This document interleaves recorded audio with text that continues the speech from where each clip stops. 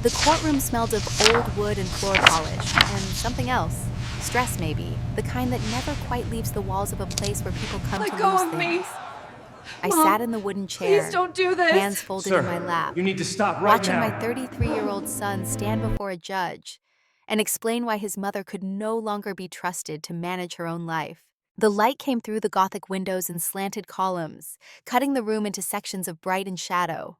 I counted them, 9 columns, 9 divisions, while Michael's lawyer listed the evidence of my cognitive decline in a voice that managed to sound both concerned and clinical. Your Honor, my mother is no longer capable of making sound decisions regarding her own welfare. There are things you never expect to hear from the child you birthed. Michael stood beside his attorney, a woman in a burgundy suit with platinum hair swept back like she was facing into a strong wind, and his posture held all the confidence of a man who believed he was doing the right thing. The painful thing, perhaps, but the right thing. I did not cry. I stopped crying at 19, the first day at West Point, when I understood that tears were currency people would use to prove you didn't belong. I sat with my spine straight, shoulders square, breathing in for 4 counts and out for 4 counts, a technique I learned 2 decades into military intelligence work, when reading certain reports meant accepting that monsters wore human faces, and sometimes those faces looked like people you knew. Michael's lawyer walked the judge through each piece of evidence: unpaid electric bills, missed dental appointments, car keys lost 4 times in the past month, found in increasingly strange places, once in the refrigerator's vegetable drawer, once in the mailbox. A neighbor's testimony about seeing me wandering confused in the supermarket for 20 minutes, unable to find the exit. The list continued, each item delivered with that same tone of reluctant necessity, as though Michael was being forced into this terrible position by circumstances beyond his control. Behind him sat James Sterling, the so-called financial advisor, with the patient expression of a man watching a plan unfold exactly as designed. My son did not look at me, not once during the recitation of my supposed failures. He kept his eyes on the judge, on his lawyer, on the neat stack of documents that painted a picture of a woman losing her grip on reality, one forgotten bill at a time. But I knew something they did not know. Several things, actually, each one a card I held close while they showed theirs. First, every piece of evidence they had just presented was a lie, carefully constructed over 3 months through break-ins, forged documents, and the kind of methodical gaslighting that would have impressed experts in psychological warfare. Second, I was not a confused elderly woman struggling to manage her household.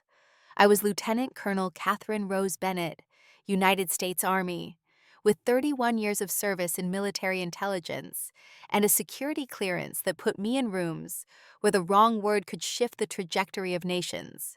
Third, the house they were trying to take from me, the Victorian 3-story in Capitol Hill that had belonged to my family for 4 generations, sat on an unmined deposit of rare earth minerals worth $42 million. And fourth, I had been watching them build this case for weeks, documenting every move, and they had no idea I was about to bury them. The judge, Patricia Morrison, 62, steel-rimmed glasses, and silver hair cut to professional precision, made notes while Michael's lawyer spoke. She had the expression of someone listening carefully while reserving judgment, which was either very good or very bad for my case. Victoria Chen had warned me that Judge Morrison was impossible to read until she made her ruling, and that her rulings, once made, held the weight of carved stone. Michael's lawyer finished her opening statement and returned to her seat.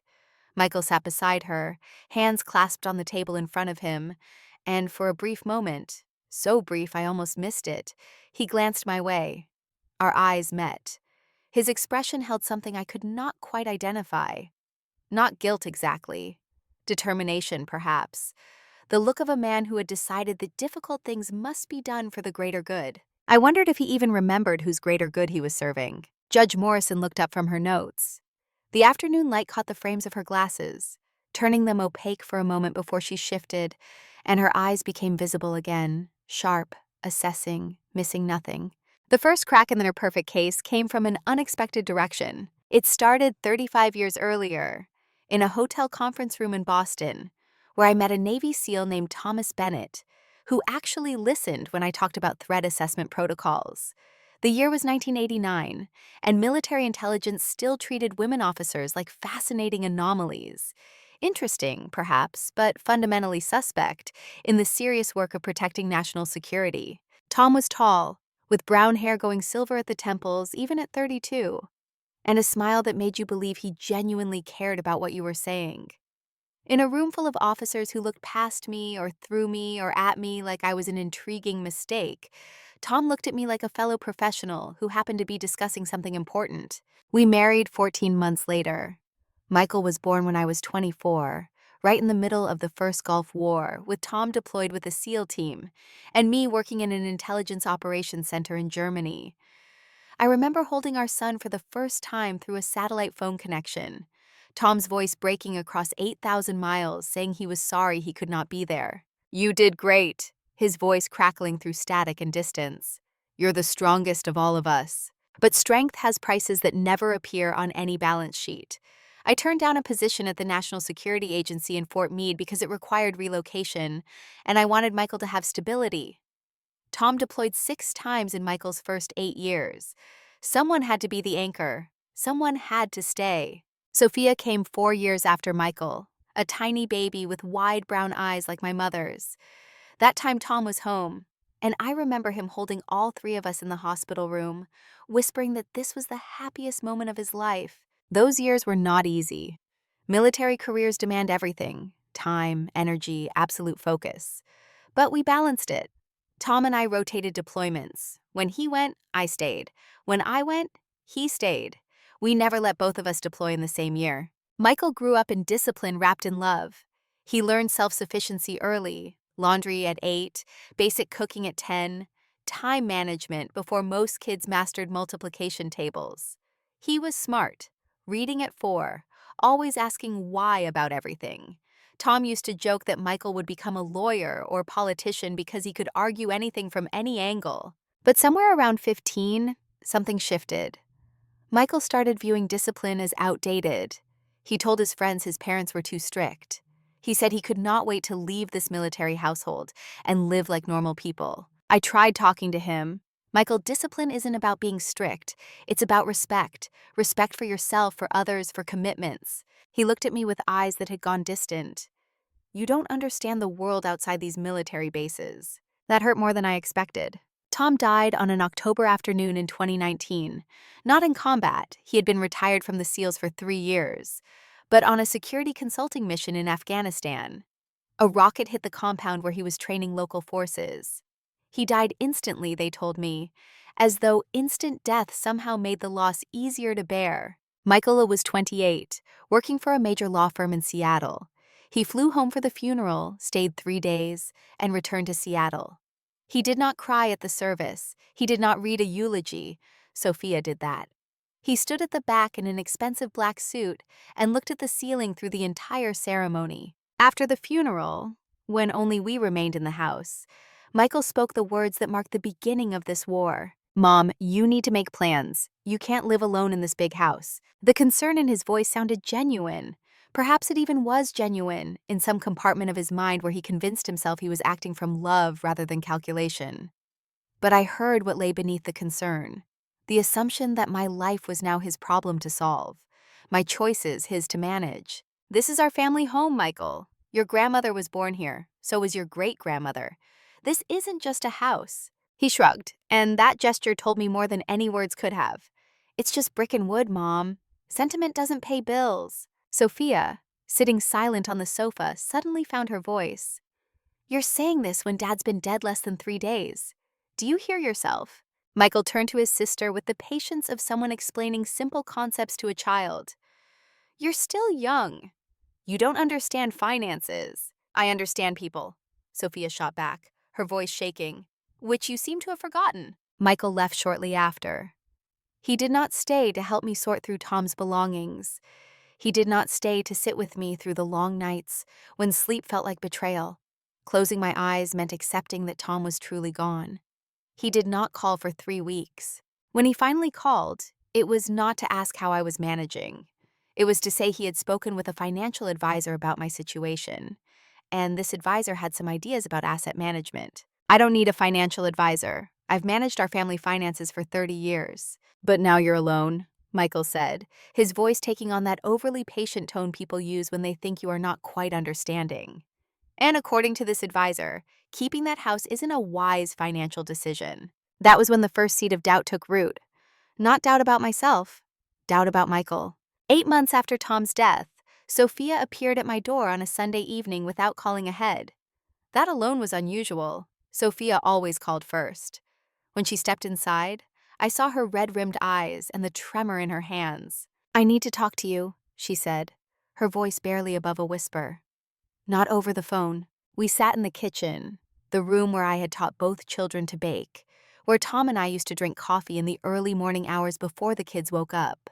The overhead light cast a warm circle on the old wooden table. Michael and James Sterling are planning something. Sophia wrapped her hands around a mug of tea, like she was trying to hold on to warmth itself. I overheard them talking 3 weeks ago, after Thanksgiving dinner. They thought I'd gone home, but I came back because I forgot my scarf. They were in Michael's study. She paused, swallowing hard. I waited. In the military, I learned that sometimes silence is the best way to let someone continue. They were talking about this house. James said he'd confirmed the potential value and that this was an opportunity that can't be passed up.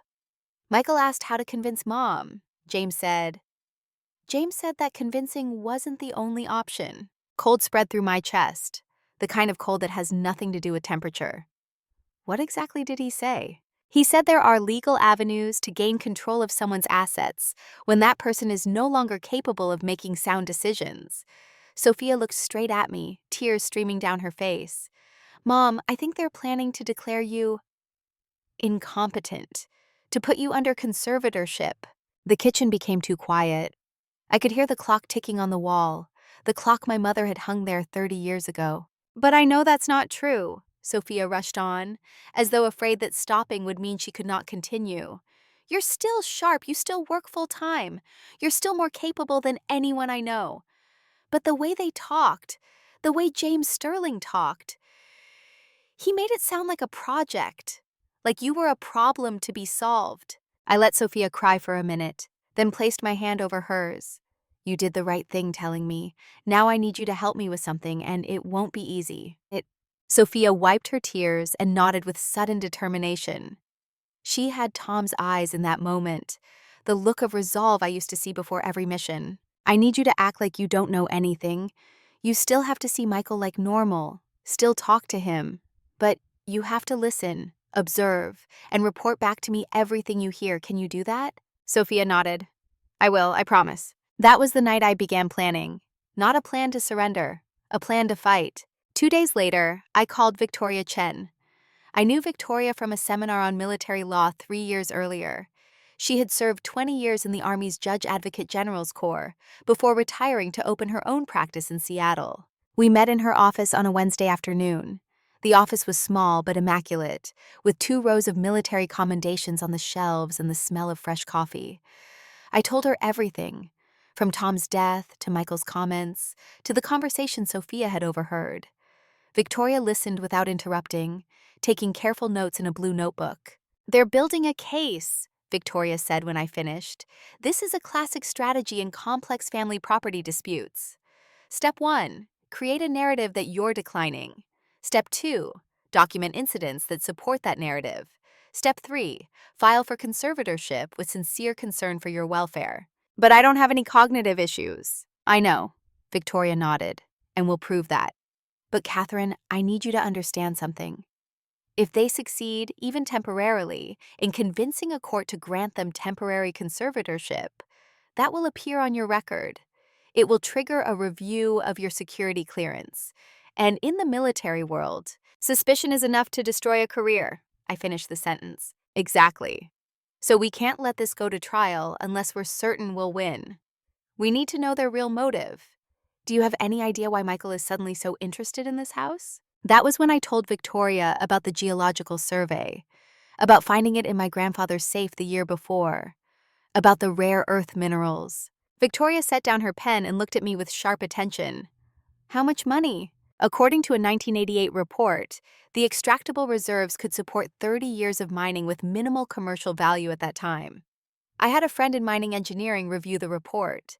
He estimates that with current market prices for rare earth elements, especially neodymium and dysprosium, those reserves are worth approximately $40 to $45 million. Victoria exhaled slowly. And who is James Sterling? He introduced himself as a financial advisor. He met Michael about a year ago at a networking event. Michael said he was an old friend of Tom's, but I never heard Tom mention him. Give me his full name and any information you have. Victoria worked fast. Within 4 days, she had a complete dossier on James Sterling, and the story it revealed made everything terrifyingly clear. James Sterling, 62 years old, not a financial advisor. He was a land specialist, someone who identified properties with valuable minerals that owners did not know about. He worked for a mining investment fund based in Vancouver, Canada.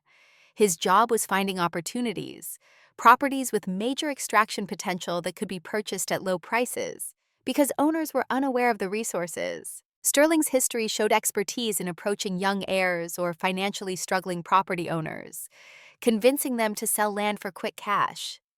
He had been involved in at least 5 lawsuits related to fraud or collusion allegations, all settled out of court with confidentiality agreements. And here was the most shocking part. 3 years ago, Sterling had tried contacting my grandfather, offering to purchase the house for a generous price, $1.2 million, about 30% above market value at the time. My grandfather refused. 2 years later, Sterling tried again, this time with my mother, right after my grandfather died. My mother, who was 85 with early-stage dementia at that point, also refused, not because she understood about the minerals, but simply because she did not want to move. 1 year ago, Sterling met Michael, not by chance, on purpose. "He hunted your son," Victoria said, her voice cold. "He knows about the minerals. He knows Michael is a potential heir. And he knows Michael is the kind of person who could be persuaded with the right motivation." The weeks after my meeting with Victoria, I started noticing things I had not paid attention to before. My electric bill suddenly went unpaid, despite having automatic payment set up for 5 years. When I called the electric company, they said the automatic payment account had been canceled at the customer's request 3 weeks earlier. I never canceled it. My car keys, for a 2018 Subaru Outback, disappeared from the key hook by the front door. I searched the house for 2 hours. Eventually, I found them in the refrigerator, inside the vegetable drawer. I never put them there. My dental appointments got canceled. When I called to ask why, the receptionist said I had called the previous week to cancel due to personal reasons. They even read back the note. Mrs. Bennett called at 2:45 p.m. Tuesday, said she needed to cancel due to an unexpected matter. I never called. At 2:45 p.m. last Tuesday, I was in a classified meeting at the military facility, where personal phones were not permitted inside. When I told the receptionist this, there was a long pause. "Mrs. Bennett, the voice sounded like you. The person knew your birth date for verification." At first, I thought I truly was becoming forgetful. 57 years old. Maybe this was stress after Tom's death. Maybe I was working too much. But then I noticed the pattern.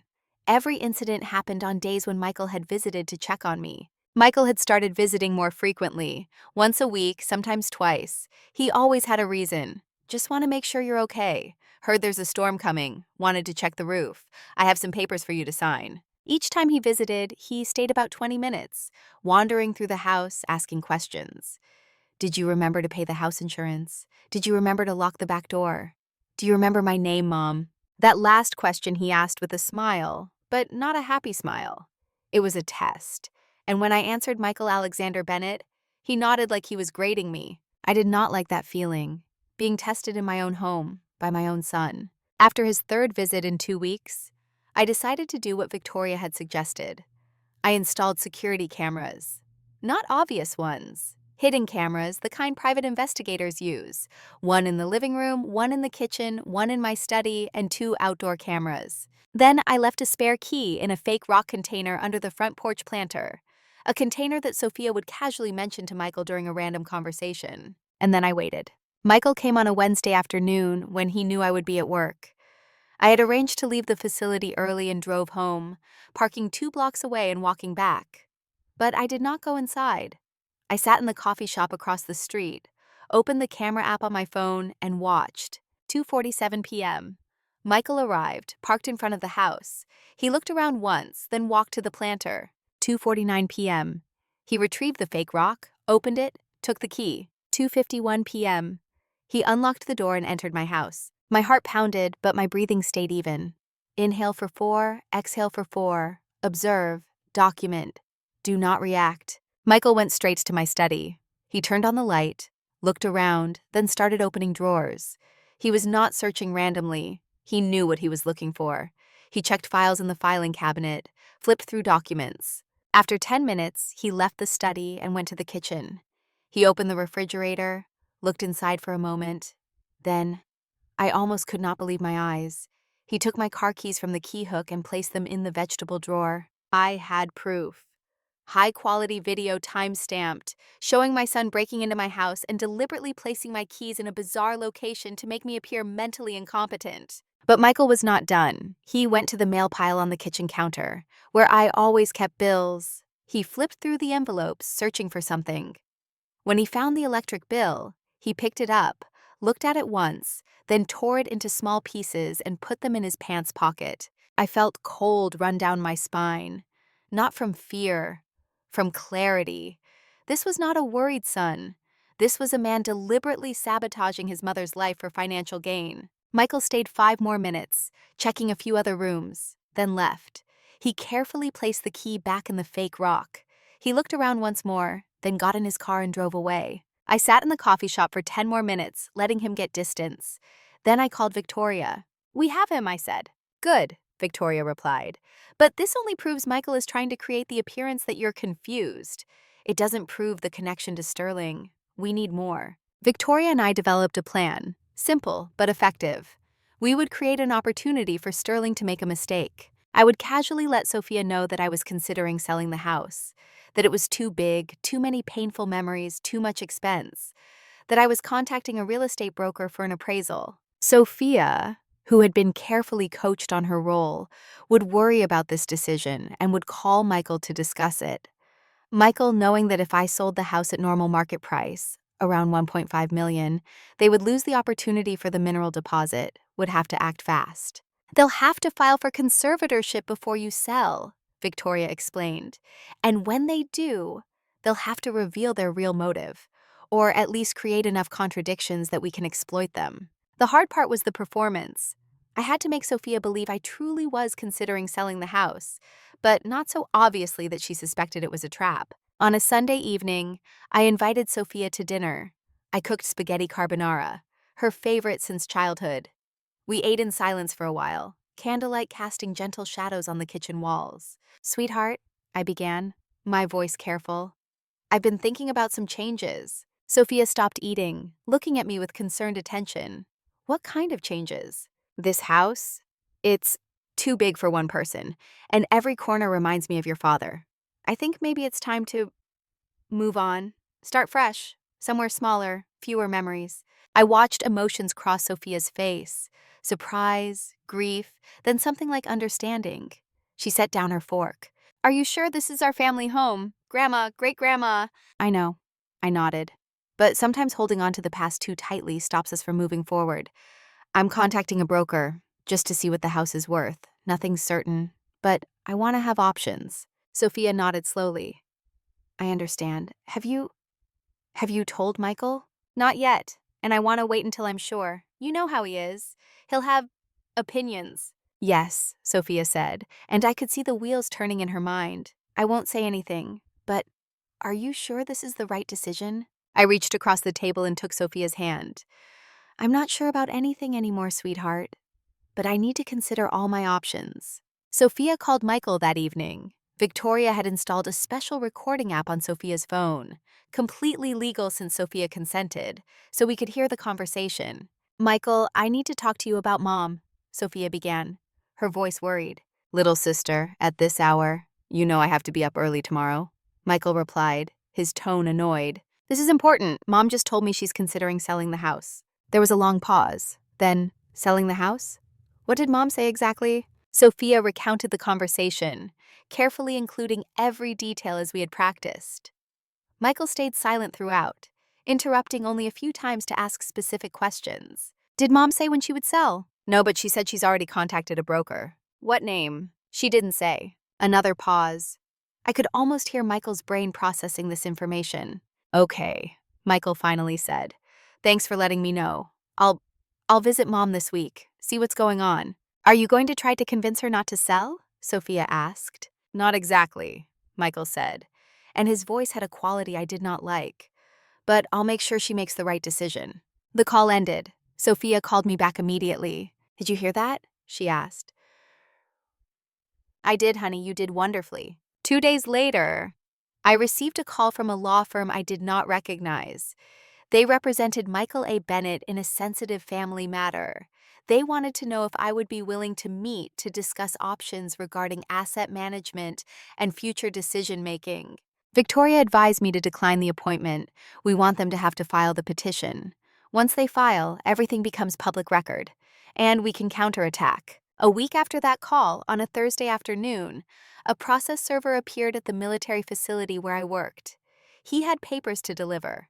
I signed for them, thanked him, and waited until I was alone in my office before opening the envelope. Petition for conservatorship of Catherine Rose Bennett. Petitioner, Michael Alexander Bennett, son, grounds, significant cognitive decline, inability to manage property, risk of self-harm or financial exploitation. I read the entire document, 36 pages. Each page carefully crafted to paint a picture of a woman gradually losing the capacity to care for herself. Unpaid bills, missed appointments, sworn affidavits from 3 neighbors saying they had seen me confused and wandering lost in my own neighborhood. A letter from a doctor, someone I had never met, claiming I had been diagnosed with mild cognitive impairment, likely to progress. All of it was lies, all of it manufactured, and now all of it was on public court record. I called Victoria. They've filed. Good, she said. I could hear keyboard typing in the background. When's the hearing? 3 weeks, October 15th. Perfect, that gives us enough time. Time for what? Victoria stopped typing. Time for us to show them why they shouldn't mess with a military intelligence officer who's been fighting for 30 years. Victoria and I spent the next 2 weeks building our response. Not a simple response. A weapon. First, we gathered evidence of my cognitive competence. My most recent psychological evaluation from the Department of Defense, showing a score of 98 out of 100 in all cognitive domains. This evaluation included memory tests, problem-solving tests, decision-making under pressure tests. A letter from Colonel Sarah Henderson, my direct commanding officer, confirming that I continue to perform at exceptional levels in all assigned responsibilities, and that there are no signs whatsoever of cognitive decline or impaired judgment. My job performance evaluations for the past 5 years, all rated outstanding or excellent. Evidence of recent professional contributions. I had presented at 2 conferences in the last 6 months, been invited to join 2 expert advisory committees. Second, we refuted each piece of evidence in Michael's petition. Unpaid bills. We had screenshots showing my automatic payment account had been canceled on a specific date, a date when I was not home and did not have access to the account. We requested the electric company provide the IP address from which the cancellation request was made. It came from a location in downtown Seattle, 5 miles from my house, near Michael's law office. Lost keys.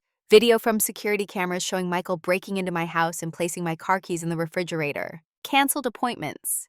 We had evidence that at the time the cancellation call was made, I was in a secured military facility where personal phones were not allowed. We had my security badge records showing I had entered the facility at 1:30 p.m. and left at 5:15 p.m. The call was made at 2:45 p.m. Neighbor testimony. Victoria had interviewed all 3 neighbors listed. One said he thought he saw me looking confused once, but was not certain. The second recalled that he had talked to Michael about me possibly being confused, but he never actually witnessed it.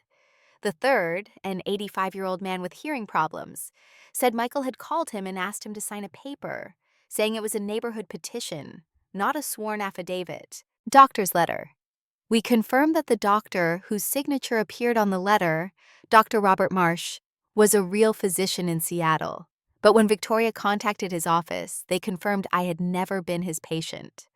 Dr. Marsh stated he never wrote that letter. Someone had forged his signature. That was fraud, and that was a felony. But the strongest part of our case was what we discovered about the connection between Michael and James Sterling. Sophia, in her role, had been casually invited to a dinner between Michael and Sterling at a restaurant in downtown Seattle. She brought along a small recording device in her purse, a device Victoria had purchased from a professional investigative equipment company. Most of the conversation was harmless, talk about work, sports, weather. But when dinner was ending and Sterling thought Sophia had gone to the restroom, he leaned toward Michael and said something that destroyed their entire case. Once you have conservatorship, we move fast. I already have a buyer waiting. They know about the rare earth. They're willing to pay $9 million for you and $35 million for my company. Splitting $44 million at a 20-80 ratio isn't bad for you, especially when you don't have to do anything except sign your name. And my mother? Michael asked, his voice low. Nice nursing home, reasonable costs. Paid for by the remaining money from the house sale after we take our shares. She'll be well taken care of. Nobody gets hurt, except she loses her home, Michael said. And I was not sure if that was a question or a statement. She's an older woman, Michael. She doesn't need a big house. And she'll never know about the minerals, so she won't know what she's missing. No harm, no foul. Sophia returned to the table a few minutes later. The conversation shifted to other topics. But we had it, clear, undeniable recording of the real motive behind the conservatorship petition. The plan to sell the house below its true value. The collusion between Michael and Sterling. Intent to defraud, taking an asset worth $42 million for $9 million. Victoria listened to the recording 3 times. Then she looked at me with a smile I could only describe as predatory. Catherine, we're not just winning this case, we're destroying them. October 15th arrived with the cruelty of a verdict. I woke at 5:00 a.m., not from anxiety, but from habit. 31 years in the military had taught me that the most important days start earliest. I put on the navy blue suit Victoria had requested. I did not wear my uniform. We want them to see the mother, Victoria had explained, not the soldier, at least at first. Sophia picked me up at 7:30. She hugged me tight at the front door, whispering, "You're going to win. I know you're going to win." I hugged her back. "Whatever happens, you need to remember that I'm proud of you, of your courage, of your loyalty. You are the best gift this life ever gave me."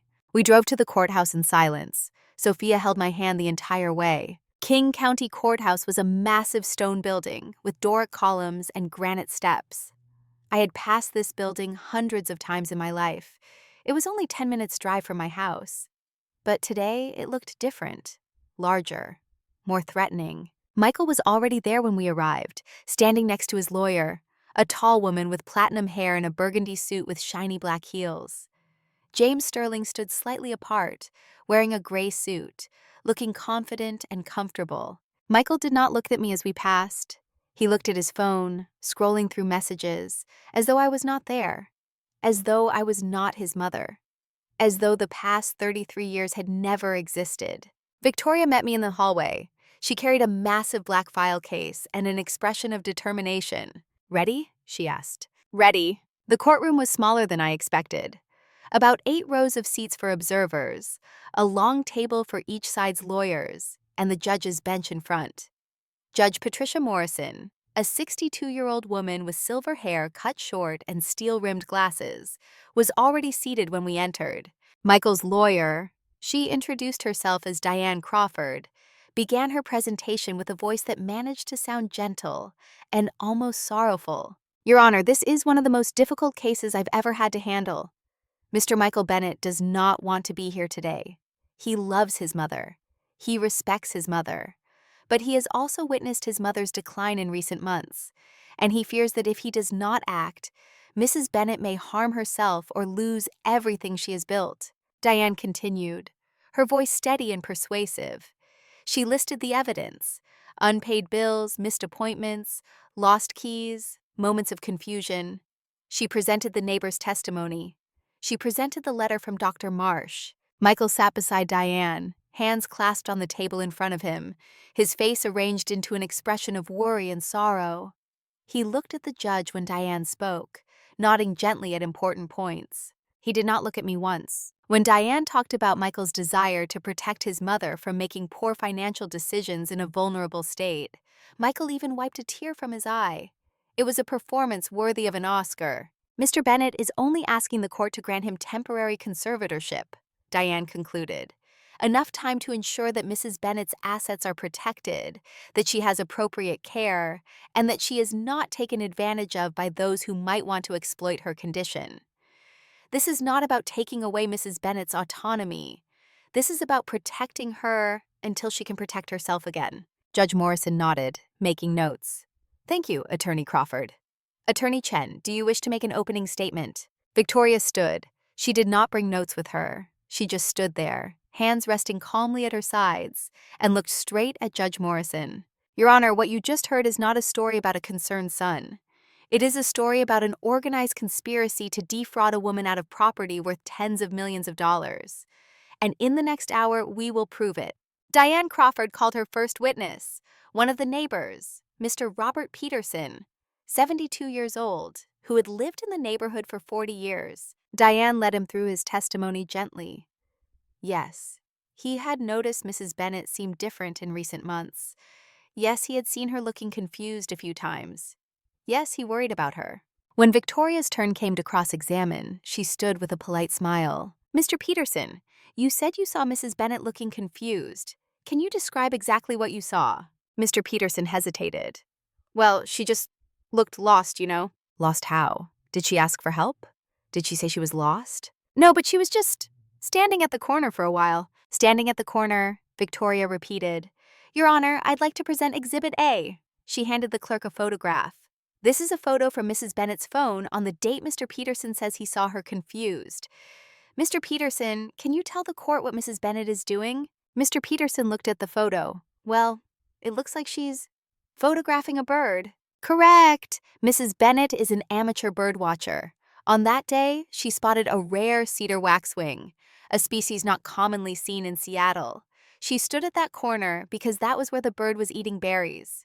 Mr. Peterson, is standing still to observe wildlife a sign of cognitive decline? Well, no, I guess not.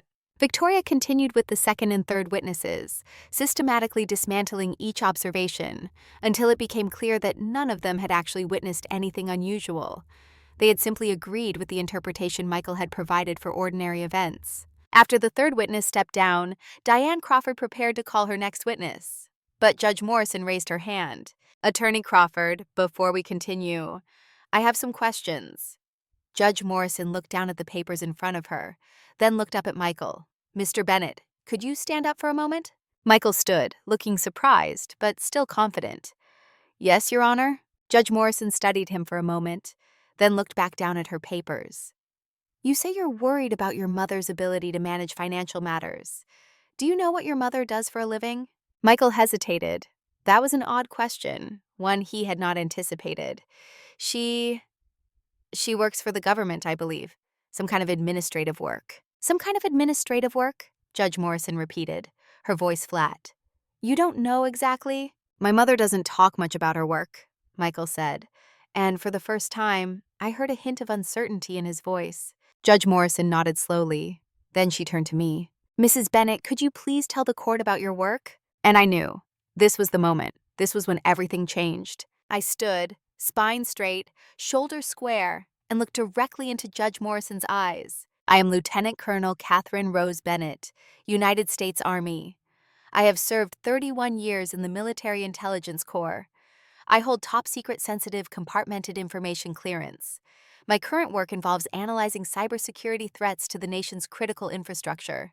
The courtroom went completely silent. Judge Morrison nodded once, made a note, then looked back at Michael with an expression I could not quite read.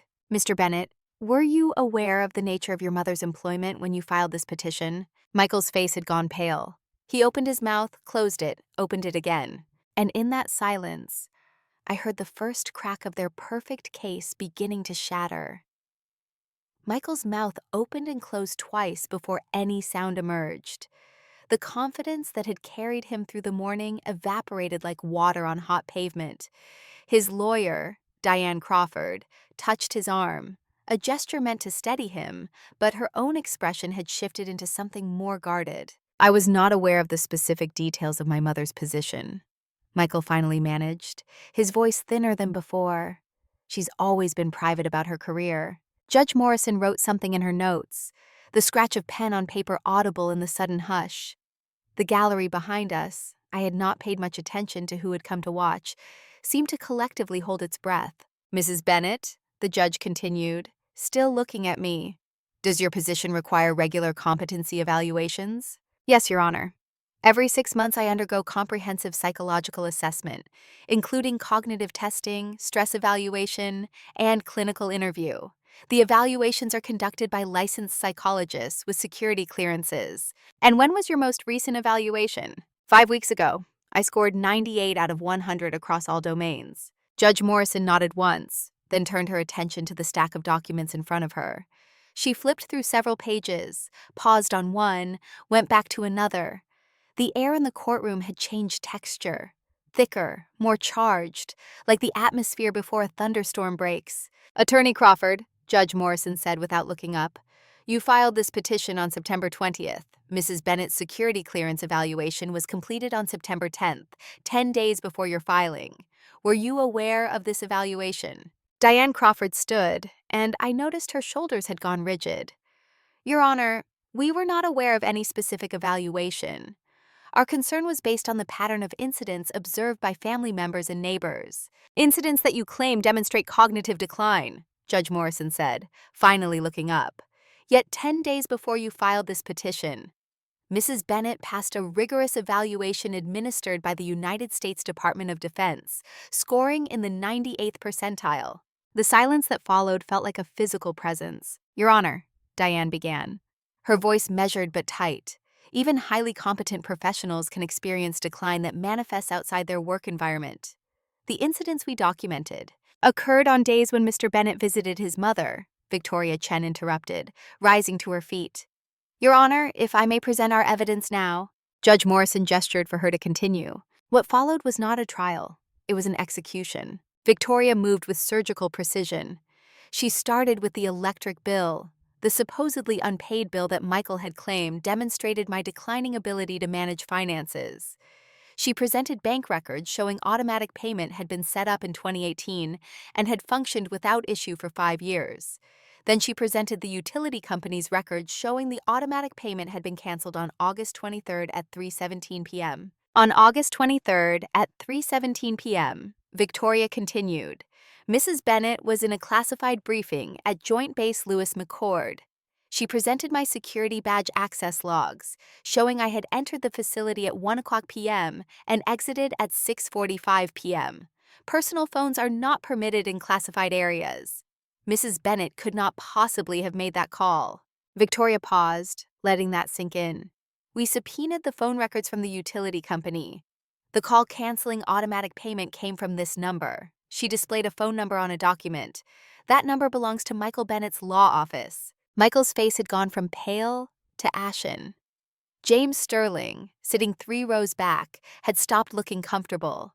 His hands rested on his knees, knuckles white, but Victoria was just beginning. She presented the video of Michael entering my house, the timestamp clearly visible, the actions unmistakable.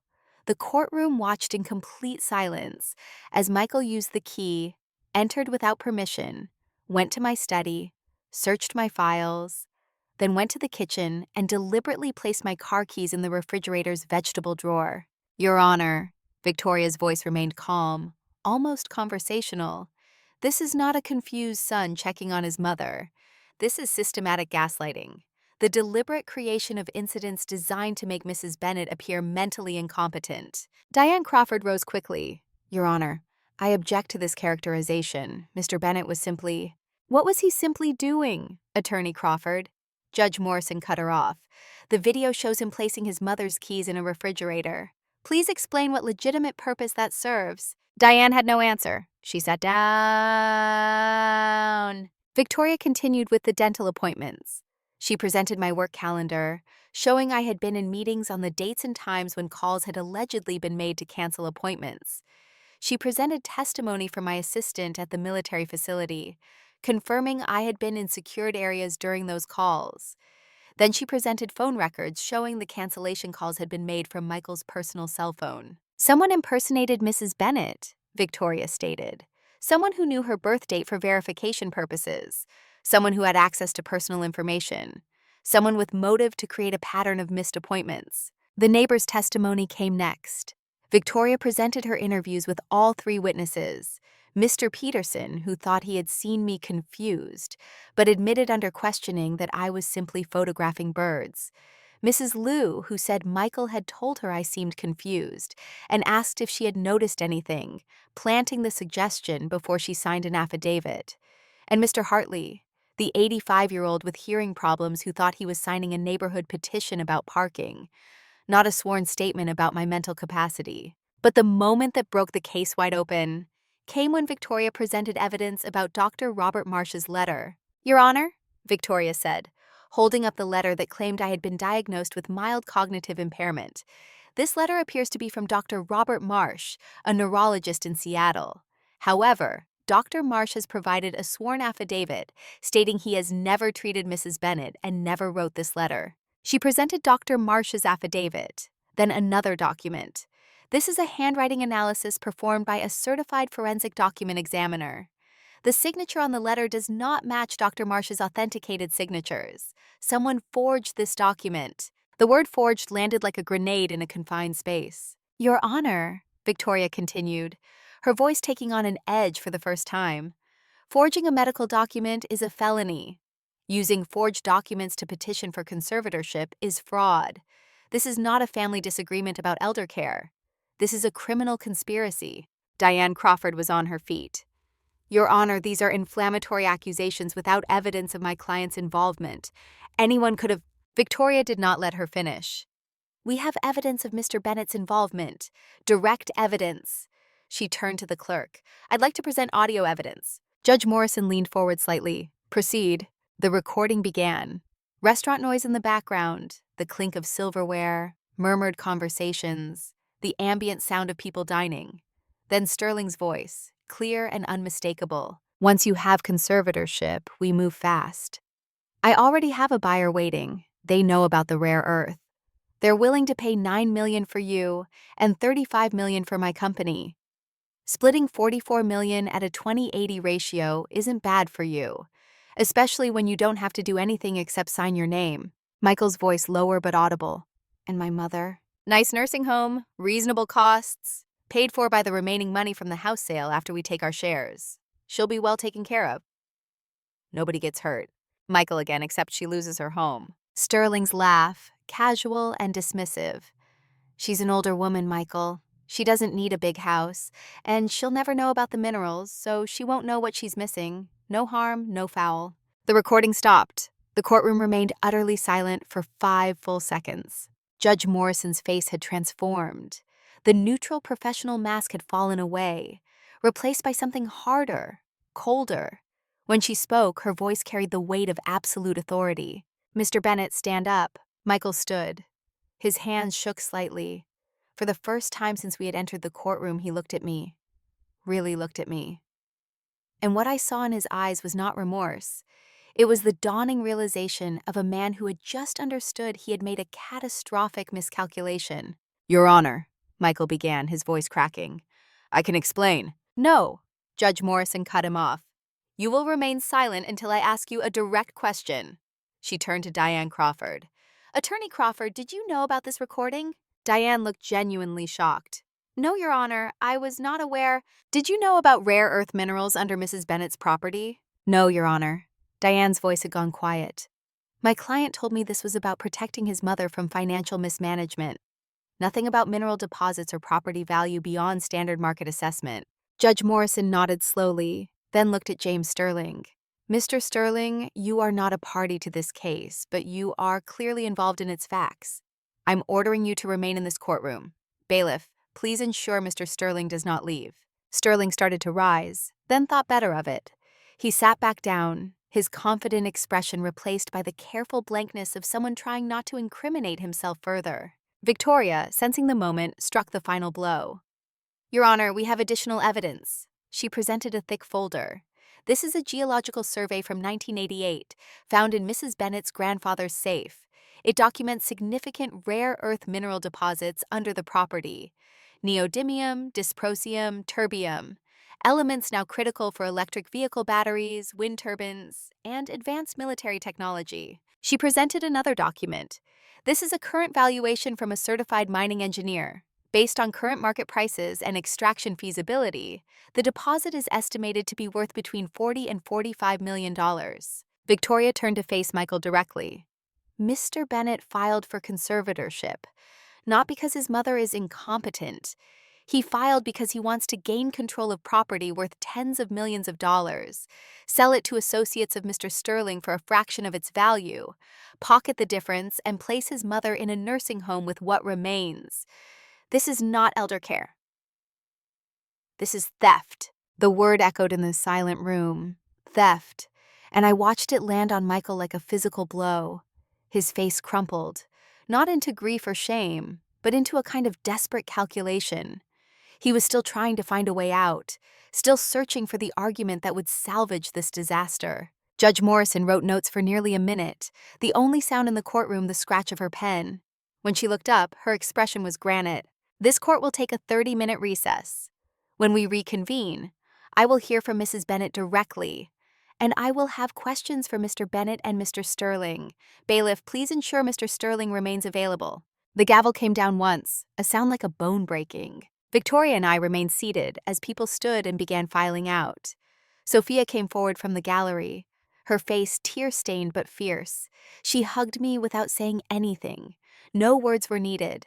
I had raised her to understand that sometimes silence speaks louder than any speech. Michael left with Diane Crawford, their heads bent together in urgent conversation.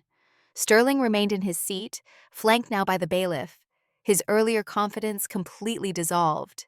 He looked like what he was, a con artist who had just realized he was caught. Victoria leaned close, her voice barely above a whisper. They're done. The case is over. But now we're in a different phase. This is about criminal charges. I nodded. What happens next? Judge Morrison is going to ask you questions. She wants to hear directly from you. Just tell the truth. Tell her about Tom, about your service, about what this house means. Let her see the person behind the clearance and the rank. After 30 minutes that felt simultaneously endless and instantaneous, we filed back into the courtroom. The energy had shifted again. People in the gallery who had seemed merely curious before now watched with the intensity of spectators at a gladiatorial combat where blood had been drawn, and everyone wanted to see the final blow. Judge Morrison returned, settled into her chair, and looked directly at me. Mrs. Bennett, please take the stand. I walked to the witness stand, raised my right hand, and swore to tell the truth. As if there had ever been any question of doing otherwise. Judge Morrison studied me for a moment, then began. Mrs. Bennett, I've reviewed the extensive evidence presented by your attorney, but I'd like to hear from you directly. Can you tell me about your career? I served 31 years in the United States Army, beginning at West Point in 1993. I commissioned as a second lieutenant in military intelligence. Over 3 decades, I worked in signals intelligence, cyber operations, and threat analysis. I deployed to Germany during the Gulf War, twice to locations in the Middle East, and to various other places I'm not at liberty to discuss in open court. I currently hold the rank of lieutenant colonel and work on cybersecurity threats to critical infrastructure. And this work requires regular evaluation of your cognitive abilities? Yes, Your Honor, every 6 months without exception. The nature of my work, analyzing complex threat patterns, assessing intelligence from multiple sources, briefing senior leaders on strategic risks, requires not just competence, but exceptional mental clarity. People's lives depend on my ability to process information accurately and make sound judgments under pressure. Judge Morrison nodded.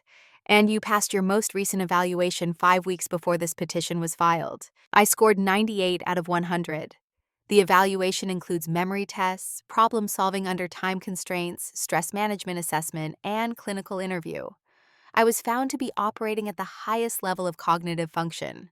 Let's talk about your house. She glanced at her notes. The property has been in your family for 4 generations. Is that correct? Yes, Your Honor. Built in 1902 by my great-grandmother's father. She was born in that house. My grandmother was born there. My mother was born there. I was born there. And you raised your children in that house. Michael and Sophia both grew up in that house. My husband Tom and I wanted them to have roots, to understand that family means continuity and commitment.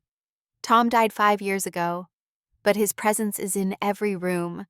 Changing a light bulb in the hallway reminds me of Tom standing on that same ladder. Cooking in the kitchen reminds me of him stealing cookies before they cooled. The house isn't just property, it's memory made physical. Judge Morrison's expression softened slightly, though her voice remained professional. When did you first learn about the mineral deposits? 6 months ago, when I was sorting through my grandfather's papers after my mother passed away. I found a geological survey from 1988 in his safe. I didn't understand its significance at first. My training is in intelligence, not geology. But I showed it to a friend who works in mining engineering. He explained what rare earth elements are, why they're valuable now when they weren't in 1988, and what the deposit might be worth. Did you tell anyone about this? Only my attorney, Victoria Chen. I didn't mention it to Michael or Sophia. I didn't see the relevance at the time. It was just an interesting historical document about property I had no intention of selling. When did you begin to suspect your son's motives? After my daughter told me about a conversation she overheard between Michael and Mr. Sterling. That was when I started paying attention to patterns I had dismissed before. Michael's increased visits, his questions about my daily activities, the strange incidents with bills and keys. That was when I installed security cameras and began documenting what was happening. Did you confront your son? No, Your Honor.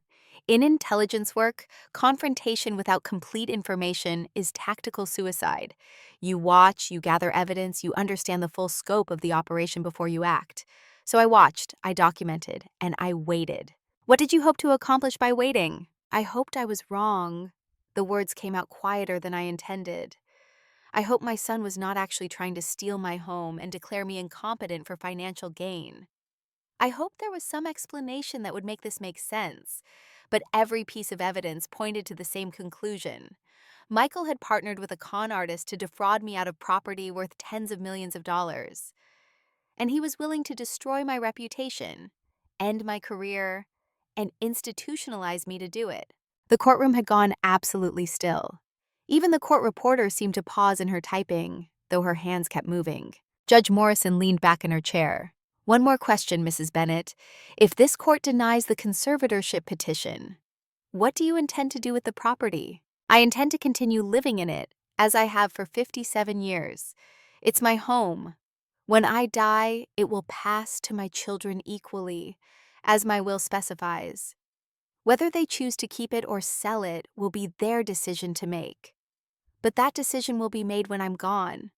Not while someone is trying to declare me incompetent to expedite their inheritance. Thank you, Mrs. Bennett. You may step down. I returned to my seat beside Victoria. She did not say anything, but her hand briefly touched my shoulder, a gesture of support between soldiers who had just survived a firefight. Judge Morrison turned her attention to Michael. Mr. Bennett, approach the bench. Michael stood slowly, like a man walking toward his execution. He moved to stand before the judge, his earlier confidence completely absent. His shoulders had curved inward, his hands clasped in front of him, body language I recognized from interrogations I had conducted. He was in defensive mode now, trying to make himself smaller, less threatening. Mr. Bennett, Judge Morrison began, her voice like ice breaking.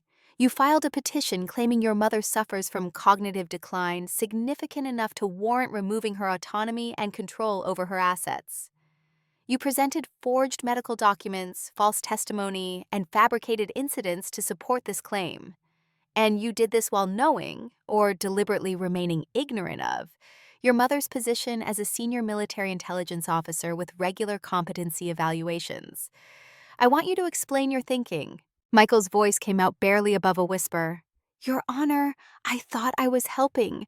I thought my mother needed— Stop! Judge Morrison cut him off. Do not insult this court with that narrative. We just heard a recording of you discussing how to split $44 million with Mr. Sterling. We saw video of you breaking into your mother's house to create false evidence. This was not about helping. This was about money. So I'll ask you again. Explain your thinking.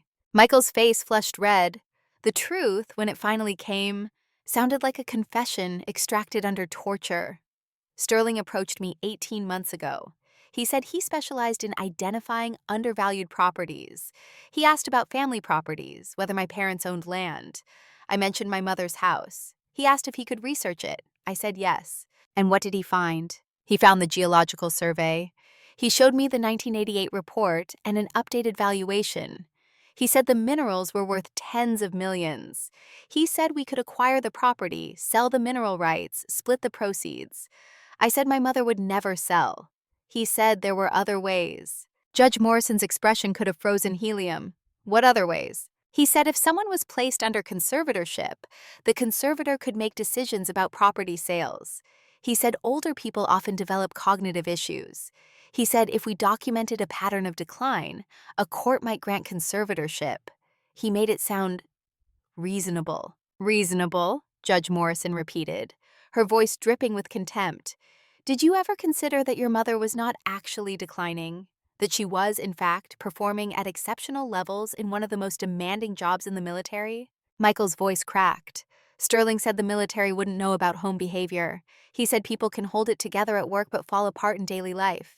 He said we just needed enough evidence to create reasonable concern. So you created it. You broke into your mother's house. You moved her possessions. You canceled her bills and appointments. You recruited neighbors to sign affidavits based on misrepresented information. You forged a doctor's letter.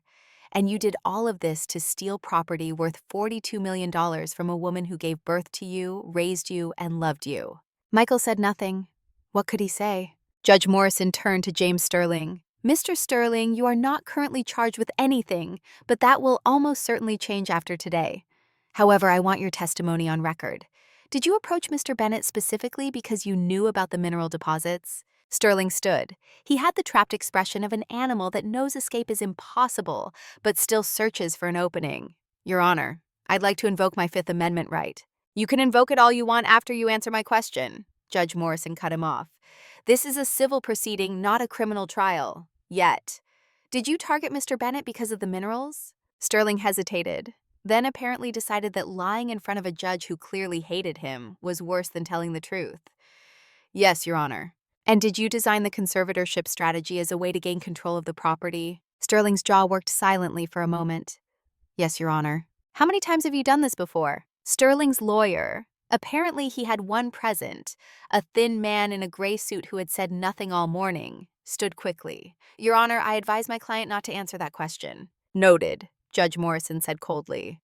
Mr. Sterling, you may sit down, but do not leave this building.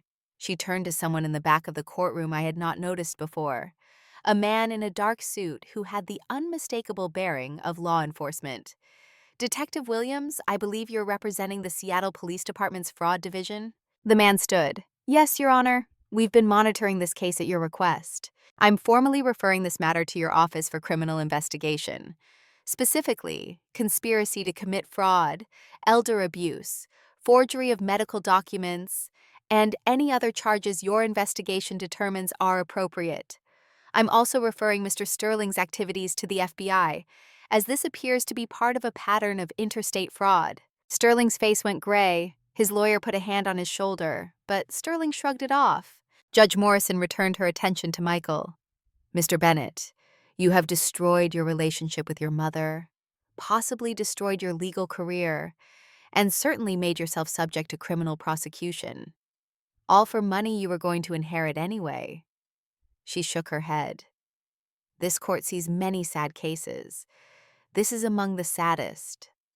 Not because of the money involved, but because of the profound betrayal it represents. She looked down at her notes one final time, then delivered her ruling. This petition for conservatorship is denied in its entirety. Mrs. Bennett is manifestly competent to manage her own affairs. The evidence presented by the petitioner was fabricated, forged, or deliberately misrepresented. This court finds no basis whatsoever for the claims made. Furthermore, the judge continued, I am imposing sanctions against Mr. Bennett and Attorney Crawford for bringing a frivolous case based on false evidence. Attorney Crawford, I recognize you may have been misled by your client, but you had a duty to verify the evidence before filing. You failed in that duty. You will face a bar complaint. Mr. Bennett, You are ordered to pay all legal fees incurred by Mrs. Bennet in defending against this action. You are also ordered to have no contact with Mrs. Bennet except through attorneys, and you should expect to hear from criminal investigators very soon." The gavel came down 3 times, each strike a nail in the coffin of Michael's scheme. Court is adjourned. People stood. The noise of chair scraping, papers rustling, and murmured conversations filled the space where silence had reigned moments before. I remained seated, not from shock or relief, but from a kind of exhaustion that went deeper than physical tiredness. This was the exhaustion of a soldier after battle, when the adrenaline fades and the cost becomes visible. Sophia was at my side immediately, her arms around me, crying into my shoulder. I held her, stroking her hair the way I used to when she was small and frightened of thunderstorms. Michael stood frozen in place, staring at nothing. Diane Crawford was packing her briefcase with sharp, angry movements. Anger at Michael, I suspected, for using her in this fraud. Sterling was surrounded by his lawyer and Detective Williams, already in handcuffs. Apparently, the detective had not waited for a formal referral. Victoria touched my elbow gently. "We should go. Press will be outside." I had not thought about press. Of course there would be press. This case had everything they loved. Family betrayal, hidden treasure, forged documents, dramatic courtroom reversal. It would be on the evening news, probably in the newspapers tomorrow. "We need to exit through the side entrance," Victoria continued. "Judge Morrison's clerk will show us." But before we could move, Michael spoke. His voice cut across the noise, raw and desperate. "Mom." I turned. He stood 10 feet away, Diane Crawford beside him, with a hand on his arm, as though physically restraining him from approaching. His face was blotchy, tears streaming down his cheeks, and for a moment I saw the boy he used to be, the child who cried when he accidentally broke his sister's toy, who apologized with such sincerity that you believed he meant it. "I'm sorry," he choked out. "I'm so sorry. I never wanted—" He trailed off because there was no way to finish that sentence honestly. He never wanted what? To hurt me? But he had planned every step of that hurt. To lose me? But he had been willing to institutionalize me. To get caught? That was probably true, but it was not an apology. I looked at him, really looked at him, and tried to find something to say that was both true and not cruel. But truth and kindness had diverged completely in this situation. "The son I raised would never have done this," I finally said quietly. "I don't know who you've become, Michael, but he's not someone I recognize." Michael flinched as though I had struck him. "Mom, please." "No." I shook my head. "You made your choices. You chose money over family. You chose a con artist over your mother. You chose to try to destroy my reputation, end my career, and take my home. Those were your choices. Now you live with the consequences." I turned away, and Sophia turned with me. Victoria led us through a side door, down a hallway that smelled of cleaning products and old coffee, and out into an afternoon that seemed too bright, too normal, for the wreckage we had just witnessed. The press was indeed waiting at the main entrance, but we avoided them. Victoria's car was parked in a garage 2 blocks away. We walked in silence, 3 women who had just won a battle but were too exhausted to celebrate. In the car, Sophia finally spoke. "What happens now?" "Now," Victoria said, starting the engine. "The criminal investigation begins. The police will interview witnesses, subpoena records, build their case. Michael and Sterling will probably face charges. How severe depends on what else the investigation uncovers." "And me?" I asked. "You go home." Victoria glanced at me in the rearview mirror. "You go back to work. You live your life. The conservatorship is denied. You won. It's over." But it was not over. Winning in court did not erase what Michael had tried to do. It did not restore the relationship we had lost. It did not answer the question that would haunt me for years. How had I failed so completely to teach my son the difference between right and wrong? Victoria drove me home. The house looked exactly as it had that morning. The Victorian 3-story with its turret and wraparound porch. The maple tree in the front yard just beginning to turn autumn colors. The window boxes I had planted with chrysanthemums last week. Nothing had changed. Everything had changed. I thanked Victoria, promised to call if I needed anything, and climbed the steps to my front door. The key turned in the lock, the new lock I had installed months ago when I first suspected something was wrong. Inside, The house smelled of coffee and old wood, and the lavender sachets I kept in the linen closet. Home. I walked through each room slowly, touching familiar surfaces. The kitchen table where Tom and I had drunk our morning coffee. The living room sofa where I had read bedtime stories to two children who once trusted me absolutely. The study where I had worked late nights while Tom put the kids to bed. Where I had received the call that he was gone. In my bedroom, I sat on the edge of the bed and looked at the photograph on my nightstand. Tom in his uniform, laughing at something outside the frame. The picture was 15 years old, from before either of us went gray, before we knew that time was a luxury we would not have forever. "What would you tell me to do?" I asked the photograph, knowing it could not answer. Tom had always been better at forgiveness than I was. He believed people could change, could grow, could learn from mistakes. I believed people revealed who they truly were under pressure, and what they revealed tended to stay revealed. My phone buzzed. A text from Sophia. "Are you okay? Do you want me to come over?" "I'm fine," I texted back. "Need some time alone. I love you." "I love you too, Mom. You were amazing today." I set the phone down and lay back on the bed, staring at the ceiling. The house settled around me with the familiar creaks and sighs of old construction. This house that had stood for 122 years. This house that had sheltered 4 generations of my family. This house that my son had tried to steal. Silence is not absence. Silence is choice. The words came to me from somewhere. A training manual, a mentor's advice, a lesson learned in some far-off place. Silence is strength dressed in patience. I had stayed silent while Michael built his case. I had watched and documented and waited. And in that silence, I had given him every opportunity to reveal exactly who he had become. Now the silence was different, not strategic, final. My phone rang. I glanced at the screen. Michael's number. I let it go to voicemail. It rang again 5 minutes later. Voicemail, then a text. "Please, Mom, just talk to me." I blocked the number. Some betrayals are too fundamental to fix. Some wounds cut too deep to heal. Michael had not just tried to take my house. He had tried to take my dignity, my autonomy, my reputation, my career. He had been willing to institutionalize me, to put me in a nursing home and take control of every aspect of my life so he could pocket millions of dollars.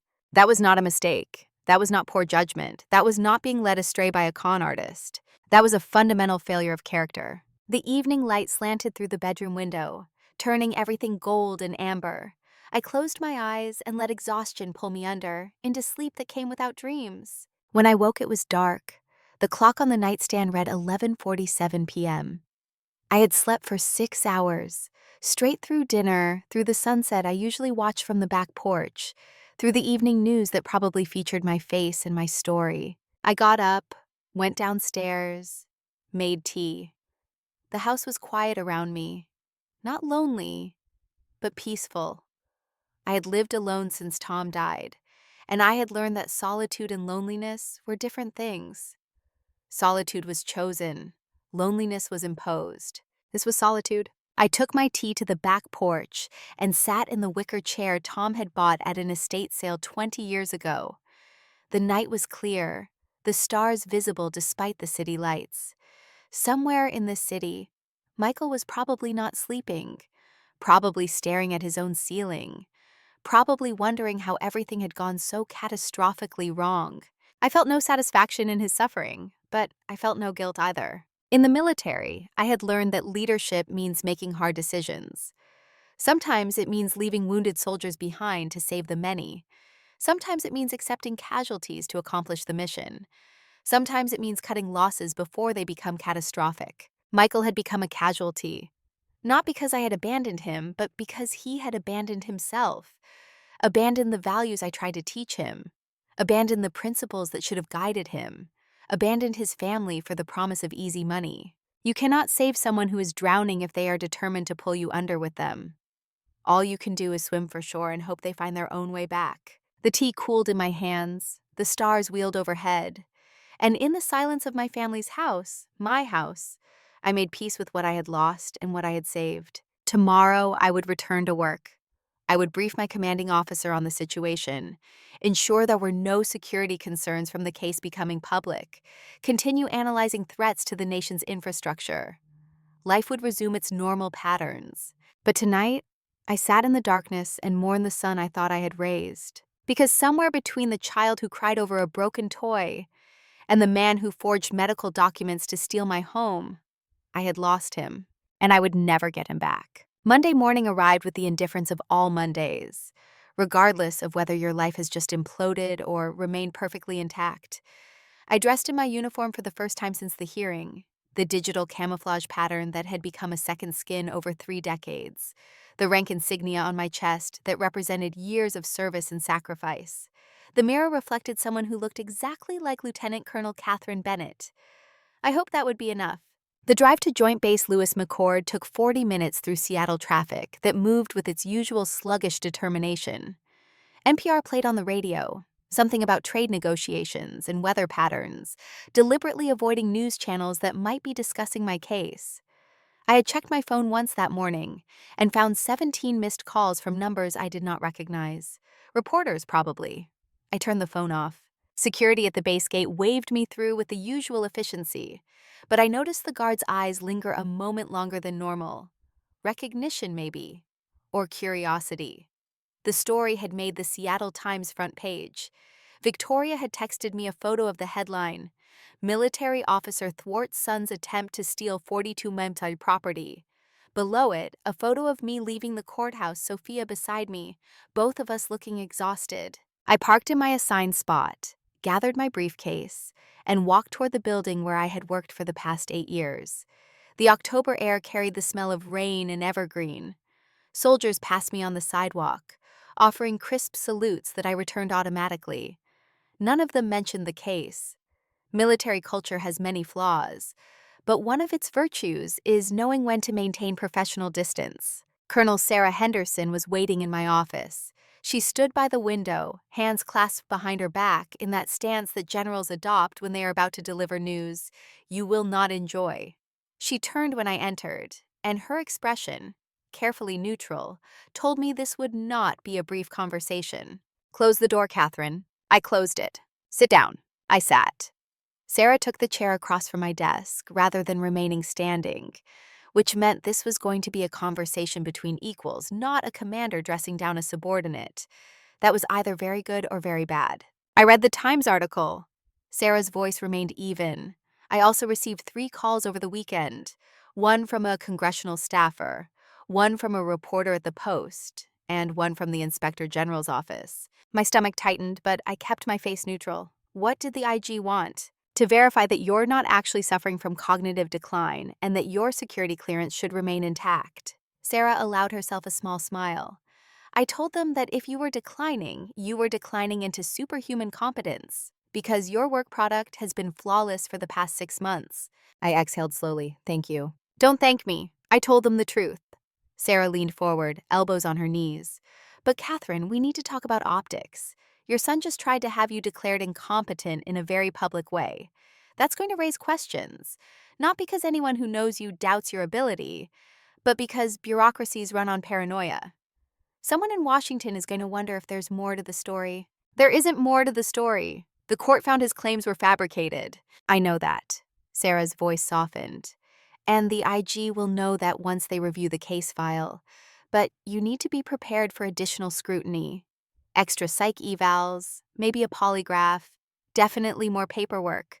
They'll be covering their asses in case something goes wrong later, and someone asks why they didn't investigate more thoroughly." "When?" "Probably within the next 2 weeks." Sarah stood, returned to her command posture. "In the meantime, you're back on full duty. Your clearance is active, your projects continue as normal. And if anyone asks you about the case, anyone outside your legal team, you refer them to the Public Affairs Office. Understand?" "Understood." "One more thing." Sarah paused at the door. "What you did, documenting everything, building an airtight case, destroying their credibility, that was textbook intelligence work.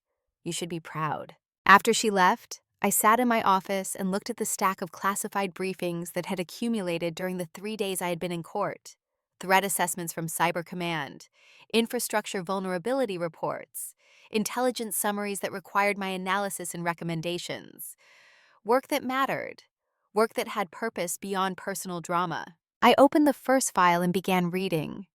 Within 15 minutes, I had lost myself in the familiar patterns of analysis, identifying threats, assessing probabilities, recommending countermeasures. This was the part of my life that made sense. This was the part that remained untouched by betrayal. The week passed in a strange duality. At work, I was Lieutenant Colonel Bennett, conducting business as usual, attending meetings, reviewing reports, maintaining the professional mask that 3 decades had made permanent. At home, I was Catherine, the woman whose son had tried to steal her house, and who now lived in a silence that felt both peaceful and haunted. Sophia came by every evening. She did not ask if I wanted company. She simply showed up with groceries or takeout, or sometimes just herself. We ate dinner together, usually without much conversation. She was giving me space to process while ensuring I was not alone with my thoughts for too long. It was exactly what I needed, and I suspected Tom had taught her that, how to be present without being invasive. On Thursday evening, 5 days after the hearing, Detective Williams called. His voice was professional, but tinged with satisfaction. "Colonel Bennett, I wanted to update you on the investigation. We've made significant progress." "I'm listening." "James Sterling has been charged with conspiracy to commit fraud, elder abuse, and forgery. We executed a search warrant on his office and found evidence of at least 7 similar schemes over the past decade. Elderly property owners, young heirs he could manipulate, properties with hidden value. He had a whole operation. And my son?" Williams paused. "That's more complicated. The prosecutor is still deciding on charges. The evidence is clear, but there are mitigating factors they're considering." "What factors?" "Your son is claiming he was manipulated by Sterling, that Sterling convinced him you were actually declining, and that the conservatorship was genuinely in your best interest. That Sterling controlled the fabrication of evidence and your son didn't know the documents were forged." "That's a lie." "I know." William sounded tired. "But it's a lie that's hard to disprove. Your son is a lawyer. He knows how to construct a defense. And his attorney is arguing that the recording shows him questioning Sterling, shows him concerned about you being placed in a nursing home. They're trying to paint him as a naive victim rather than a co-conspirator. What do you think will happen? Honestly?" Williams exhaled slowly. "I think he'll be charged with fraud and conspiracy, but he'll take a plea deal. Probably community service, restitution, probation. Maybe suspension of his law license. But not prison. White-collar first offense with a good lawyer? He'll walk." The anger that rose in my chest was cold and sharp. "So he tries to steal $42 million and institutionalize his mother, and he gets community service. The system isn't always just, Colonel." Williams said it like an apology. "But he's not walking away clean. His reputation is destroyed. His legal career is effectively over. And he's going to be paying your legal fees for a long time. That's something."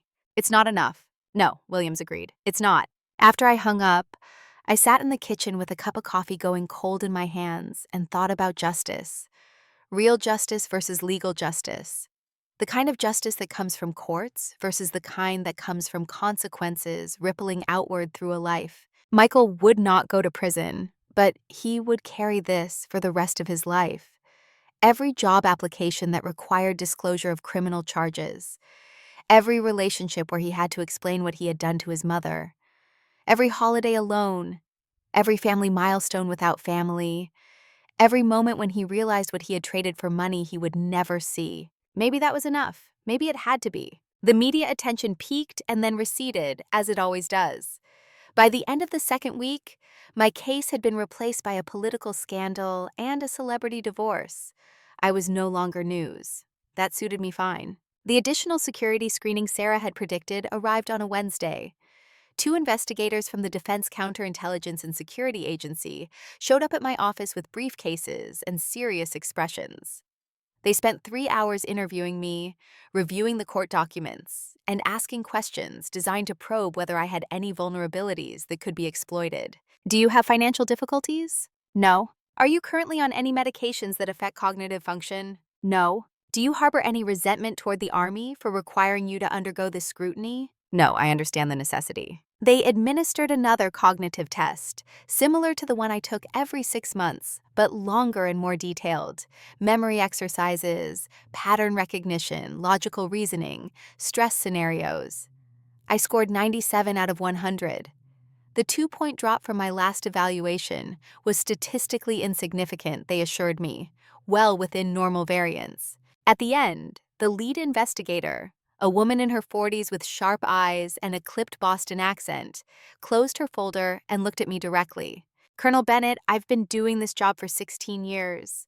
I've seen officers crack under pressure a lot less severe than what you've experienced. The fact that you're sitting here performing at this level after your own son tried to destroy you, that's remarkable. I'm just doing my job. She smiled slightly. That's what they all say. Your clearance is renewed. If you need anything, counseling, support, whatever, don't hesitate to use the resources available. After they left, I allowed myself 60 seconds of relief, then returned to work. 3 weeks after the hearing, on a Saturday morning when rain hammered against the windows with November determination, Sophia showed up earlier than usual. She had 2 coffee cups from our favorite cafe, and an expression that meant she had something important to say. We sat in the living room, rain creating a white noise backdrop that somehow made silence more comfortable. Sophia sipped her coffee, gathered her words, then spoke. Michael's attorney contacted me yesterday. I felt my spine straighten automatically. What did he want? To ask if I would talk to Michael. Apparently he's been struggling, lost his job at the firm. They let him go 2 weeks ago. His fiancée broke off their engagement. He's facing charges and possible disbarment. His attorney thinks talking to family might help his mental state. I set my coffee down carefully. What did you say? I said I'd think about it. Sophia looked at me, her eyes searching. But I wanted to ask you first. If I talk to him, if I don't know, try to help him through this, would that hurt you? The question landed with more weight than she probably intended. Would it hurt me? Yes, but that was not the right question. Sophia, Michael is still your brother. That relationship is separate from what happened between him and me. If you want to maintain contact with him, that's your choice to make. I won't be hurt by you showing compassion. But after what he did, I interrupted gently. He lost his relationship with me. That was his choice and his consequence. But you get to decide what kind of relationship you want with him going forward. Don't make that decision based on loyalty to me. Make it based on what you believe is right. Sophia's eyes filled with tears. He almost destroyed you. He tried. I reached over and took her hand. He failed. And part of why he failed was because you had the courage to warn me, to help me gather evidence, to stand with me even though it meant betraying your brother. You already chose sides, honey. You chose truth over family loyalty. That took more strength than most people ever have to show. Do you think he's really sorry? Or is he just sorry he got caught? That's the question, isn't it? I squeezed her hand. I don't know, maybe he doesn't even know. People are very good at convincing themselves their motives were better than they were. What would Dad say? Tom would say people deserve second chances. Tom believed in redemption more than I ever could. I released her hand and picked up my coffee again. But Tom also believed second chances had to be earned through changed behavior, not just words, and that victims of betrayal don't owe their betrayers forgiveness. Sophia nodded slowly. Can I tell you what I'm thinking? Always. I think I want to talk to him once, not to forgive him or rebuild what we had, but to tell him exactly what he destroyed, to make him hear it from someone who loves him. And then I'll decide if there's anything left worth saving. That sounds wise. After Sophia left, I stood at the window and watched rain sheet down the glass. Somewhere in this city, Michael was living with consequences, learning, perhaps, that actions have costs that cannot be negotiated away with clever arguments and good attorneys. I hoped he was learning, but I did not need to know if he was. The first week of December brought unexpected cold and a phone call from Victoria Chen. Catherine, I need you to come to my office. There's a development. What kind of development? The kind we should discuss in person. Can you come tomorrow afternoon? I rearranged my schedule and drove to Victoria's office through traffic made worse by early holiday shopping. She met me in the conference room with a thick folder and an expression I had learned to recognize as carefully controlled excitement. Remember James Sterling? Victoria opened the folder. The FBI has been very thorough. They found something interesting. She slid a document across the table. It was a geological survey. Not the 1988 survey I had found in my grandfather's safe, but a new one dated 6 months ago. Sterling commissioned an updated survey last spring, before he approached Michael. This shows the rare earth deposit is larger than the 1988 survey indicated. Much larger. How much larger? Victoria turned to a specific page. Current estimated value, $68 million. And that's conservative. With new extraction technologies and increasing demand, it could go higher. I stared at the number. Nearly $70 million buried under my house. There's more. Victoria pulled out another document. Sterling wasn't working alone. He has connections to a Chinese mining company that's been trying to acquire rare earth deposits in the U.S. The FBI thinks Sterling's operation was partly funded by foreign interests trying to gain control of strategic resources. That escalated quickly from real estate fraud to national security. Exactly. Victoria smiled grimly. Which means Sterling is facing federal charges that carry serious prison time, and it means your property just became interesting to some very powerful people. What people? Mining companies. Tech companies that need rare earth elements for their products. Government agencies concerned about domestic rare earth supply chains. Victoria leaned back in her chair. Catherine, you're sitting on one of the most valuable privately owned rare earth deposits in the country, and people are going to want to buy it. I don't want to sell it. You might not have to. Victoria pulled out a third document. There are other options. Lease the mineral rights, retain ownership of the land, partner with an extraction company under terms you control, donate the mineral rights to a nonprofit or educational institution, create a trust that benefits future generations.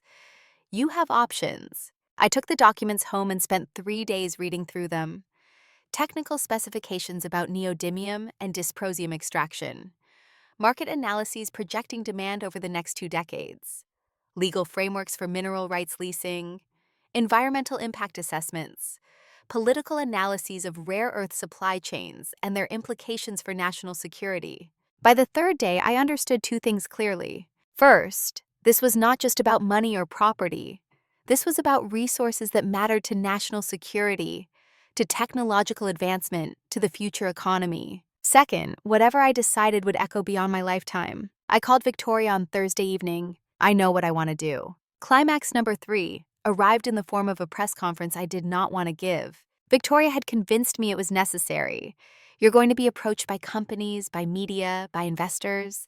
Better to control the narrative now than respond to speculation later. So on a cold December morning, I stood in front of a dozen reporters in a community center meeting room and made an announcement that would shift the entire story. I wore my uniform. Victoria had suggested civilian clothes, but I overruled her. This was a decision made by Lieutenant Colonel Catherine Bennett, not just a private citizen. 3 months ago, my son attempted to have me declared incompetent so he could steal property from our family and sell it to associates who intended to profit from mineral deposits I was not aware of. That attempt failed because the evidence was fabricated and the motivation was greed. I paused, letting that sink in. The reporters were absolutely still, cameras recording. Since then, I have learned the full extent of those mineral deposits. The property I inherited from my grandparents contains rare earth elements worth an estimated $68 million. Elements critical to electric vehicles, renewable energy technology, and advanced electronics. I could see them doing the math, recalculating the scandal, preparing headlines. I have decided not to sell this property. Instead, I am donating the mineral extraction rights to the United States Geological Survey with specific conditions. First, extraction must meet the highest environmental standards and minimize impact on the surrounding community. Second, a portion of extracted materials must be reserved for Department of Defense applications at controlled prices.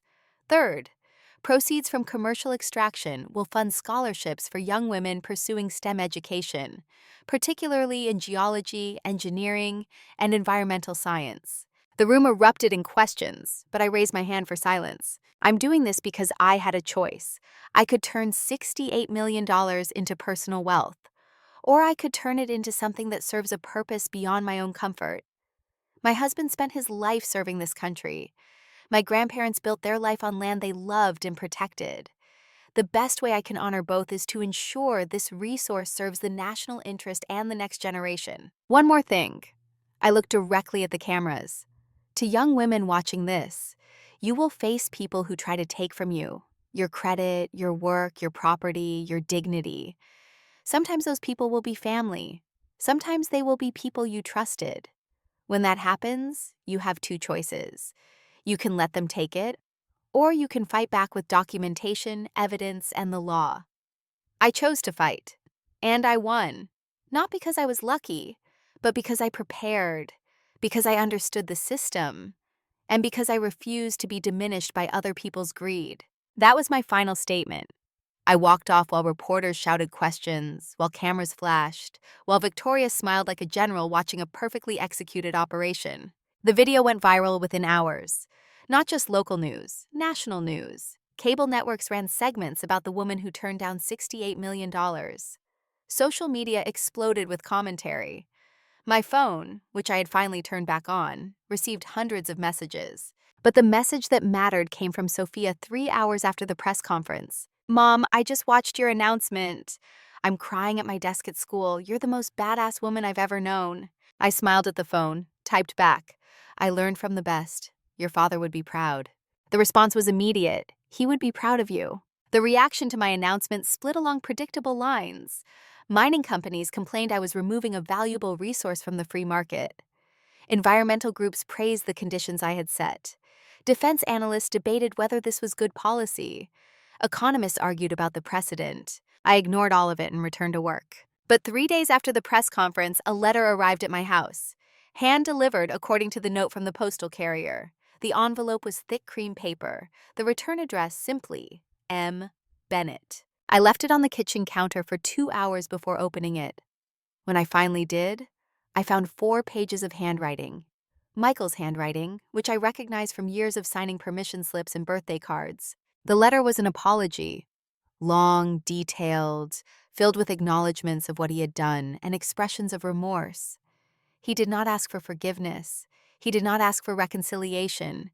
He simply took responsibility and thanked me for raising him, for the sacrifices I had made, for showing him what integrity looked like even when he had failed to learn the lesson in time. I read the letter 3 times, looking for manipulation, for the lawyer's crafted phrases designed to generate sympathy.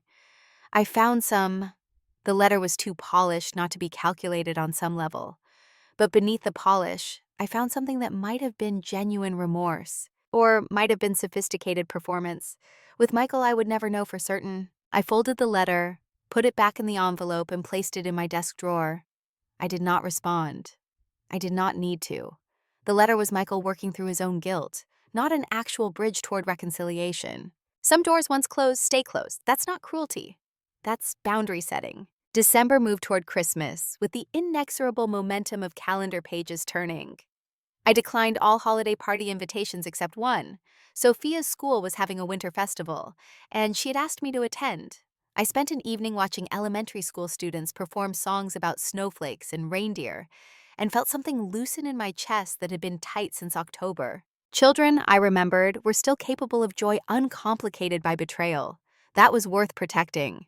On December 23rd, Victoria called with news that brought a form of closure. Sterling took a plea deal, 15 years in federal prison. He allocates properties to victims in 7 states as part of restitution. And he's cooperating with the FBI's investigation into foreign interference in domestic resource acquisition. 15 years. The number felt simultaneously too much and not enough. What about Michael? His case is scheduled for January. Victoria's voice carried a note of caution. His attorney is pushing hard for probation only. The prosecutor is offering 2 years if he pleads guilty to conspiracy. It's going to come down to the judge's discretion. Do they want me to testify? They might, would you? The question hung in the air between us. Would I stand in front of my son in court again and detail his betrayal? Would I look him in the eye and tell a judge how he had tried to destroy me? If they need me, I'll be there. I hope it doesn't come to that, Victoria said quietly. For your sake, not his. Christmas Day I spent alone, by choice. Sophia had offered to come over, but I encouraged her to spend the day with friends. I needed solitude to mark the holiday. My first Christmas without Tom. My first Christmas without Michael. My first Christmas as someone who had lost half her family and survived anyway. I sat in the living room with coffee and watched snow fall outside the window. Rare for Seattle, a gift of sorts. The house felt neither empty nor full. It simply felt like mine. In the afternoon, Colonel Sarah Henderson called. "Merry Christmas, Catherine." "Merry Christmas. I wanted you to know you're being considered for a new position. Cyber Command is setting up a threat analysis division focused on infrastructure protection. They want someone with your experience. It would mean a promotion. I'd have to move to Fort Meade." "Yes," Sarah paused. "I know that's complicated given everything with the house. The house isn't going anywhere." I stood and walked to the window, looking out at snow turning the world white and clean. When would this start? "July, probably. You'd have 6 months to decide." "I'll think about it." After we hung up, I considered what that decision would mean. Leaving Seattle, leaving this house, moving across the country to Maryland for what would likely be my final assignment before retirement. The house wasn't the anchor I thought it was. It was a physical structure, valuable now in ways that went beyond sentiment, but it wasn't my identity. It wasn't the sum total of my worth. Home, I was learning, was not a place. It was a state of being, the ability to exist with dignity and purpose, regardless of geography. Climax number 4 came not with drama, but with quiet resolution. January 15th. Michael's sentencing hearing. I did not have to testify. He had taken a plea deal. Conspiracy to commit fraud, 2 counts. The prosecutor recommended 18 months in prison. The defense argued for probation and community service. Judge Morrison, the same judge who had presided over the conservatorship case, would decide. I attended the hearing, not in the front row but in the back, observing, not participating. Sophia sat beside me, her hand gripping mine with enough force to leave marks. Michael stood before the judge in a suit that looked too large for him. He had lost weight. His face had the gray pallor of someone not sleeping well. When he spoke, his voice was quiet. "Your Honor, I take full responsibility for my actions. I betrayed my mother's trust in the worst possible way. I let greed and poor judgment destroy the most important relationship in my life. I cannot undo what I've done, but I'm committed to making amends however I can." Judge Morrison listened without expression, then reviewed the case file for what felt like an eternity. When she finally spoke, her voice carried the weight of someone who had seen too many people destroy themselves through bad choices. "Mr. Bennett, when you appeared before me in October, I told you this was among the saddest cases I've encountered. Not because of the money involved, but because of the betrayal. That remains true." Michael kept his eyes down. "The court has reviewed your letter of apology to the victim, your mother. The court has also reviewed testimony from your sister about your current mental state and efforts at rehabilitation. The court notes that you have voluntarily entered counseling and begun making restitution payments beyond what was ordered. However," Judge Morrison's voice hardened, "the severity of your crime cannot be overlooked. You attempted to steal tens of millions of dollars from your own mother by declaring her mentally incompetent. You forged documents. You participated in a conspiracy with a career criminal. You violated your oath as an attorney and your duty as a son." She closed the file. "This court sentences you to 24 months in federal prison, followed by 3 years of supervised probation. You will make full restitution of legal fees to the victim. Your law license is suspended pending review by the Washington State Bar Association. You are ordered to have no contact with the victim unless she explicitly consents in writing." The gavel came down. Michael's shoulders sagged. His attorney put a hand on his arm, steadying him. Sophia's grip on my hand tightened further. I felt nothing. Not satisfaction, not grief, not anger. Just a distant acknowledgement that consequences had been delivered and justice, imperfect as it was, had been served. Outside the courthouse, reporters waited. They shouted questions about whether I was satisfied with the sentence, whether I would ever forgive my son, whether I regretted donating the mineral rights instead of using the money for myself. I walked past them without responding, Sophia beside me, both of us moving through the crowd like swimmers through rough water, focused on reaching shore, ignoring the waves that wanted to pull us under. In Sophia's car, after we had driven several blocks away from the courthouse, she finally spoke. 2 years feels like both too much and not enough." "I know." "Do you think he'll actually change?" "I don't know." I looked out the window at Seattle passing by, the city I had lived in for nearly 6 decades, the streets I knew by heart. I hope so, but that's his journey to make, not mine. What's your journey now?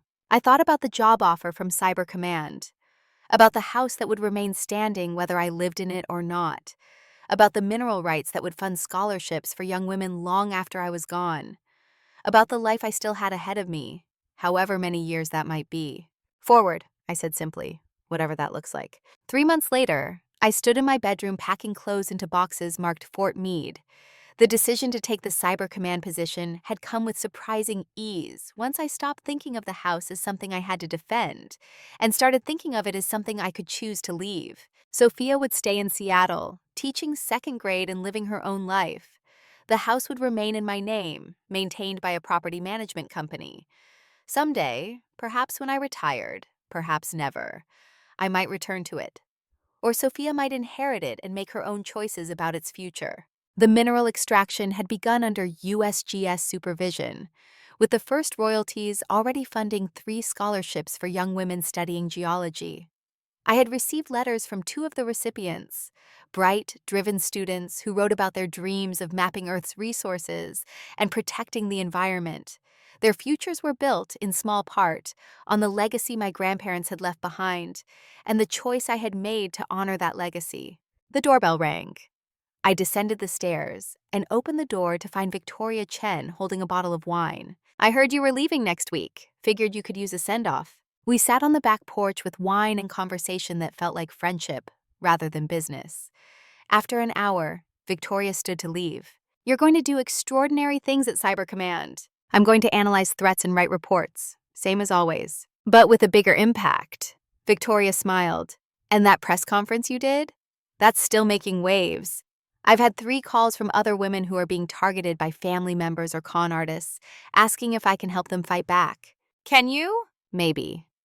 You set a precedent, Catherine. You showed that it's possible to win against people who think they're smarter than you. That matters. The week before I left Seattle, I did something I had been avoiding for months. I went to Tom's grave. The military cemetery was quiet, rows of white headstones stretching across perfectly maintained grass. Tom's marker was simple: name, rank, dates. Below that, faithful husband, devoted father, true patriot. I knelt beside the stone and traced the letters of his name with my fingers. I'm okay now. I'm moving forward, taking the Cyber Command position, leaving the house but keeping it. And I think I'm finally understanding something you tried to teach me about letting go of anger. Not for him, for me. The stone offered no response, but I had not expected one. I'm going to be okay. Sophia's going to be okay. And maybe, eventually, Michael will be okay too. That's not my job anymore. As I walked back to my car, I passed other visitors tending other graves. Loss was universal. But so was the choice of what to do with that loss. I chose to carry it forward, not as a burden, but as ballast, the weight that keeps a ship stable in rough seas. My final evening in Seattle, Sophia hosted a goodbye dinner. Just the 2 of us, in her small apartment. She had cooked Tom's favorite meal and made me a photo album bound in leather with my initials embossed on the cover. The final page held no photo. Instead, Sophia had written, "You taught me that love is not the absence of boundaries, but the wisdom to know when boundaries protect what matters most. Thank you for showing me what strength looks like." I read it twice, vision blurring with tears I did not try to hide. "I love you," Sophia whispered. "I love you too, honey. You're the best thing Tom and I ever created." The morning I left Seattle, I woke at dawn and walked through the house one final time. I stood in each room, not saying goodbye, but acknowledging what had happened there. All of it was memory now. All of it was past. In the driveway, Sophia waited beside my packed car. "You sure about this?" she asked, though she already knew the answer. "I'm sure. Call me when you get there." "I will." "And Mom?" Sophia hugged me tight. "Never doubt that you did the right thing. Everything. The conservatorship fight, the donation, leaving, all of it." "I know." I got in the car, started the engine, and pulled out of the driveway. In the rearview mirror, I watched the house recede. The Victorian 3-story with its turret and wraparound porch, the physical embodiment of legacy and memory and survival. It would stand. It would endure.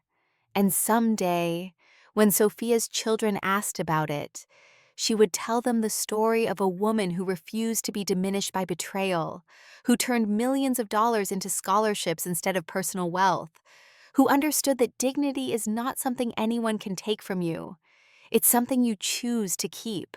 The highway stretched ahead, carrying me east toward Maryland and the next phase of a life I was still building. I turned on the radio, classical music, something peaceful, and let Seattle fade behind me. There is a particular kind of freedom that comes from surviving the worst thing you thought could happen and discovering you are still yourself, still capable, still strong, still worthy. I had survived, more than survived, I had won. Not because I kept this house or exposed my son's crimes or received justice in court. I won because I refused to let betrayal turn me into someone smaller, meaner, more frightened. Love does not mean accepting harm. Family does not mean tolerating abuse. Forgiveness is not mandatory when boundaries protect your soul. These were the lessons I carried forward. These were the truths that would guide whatever came next.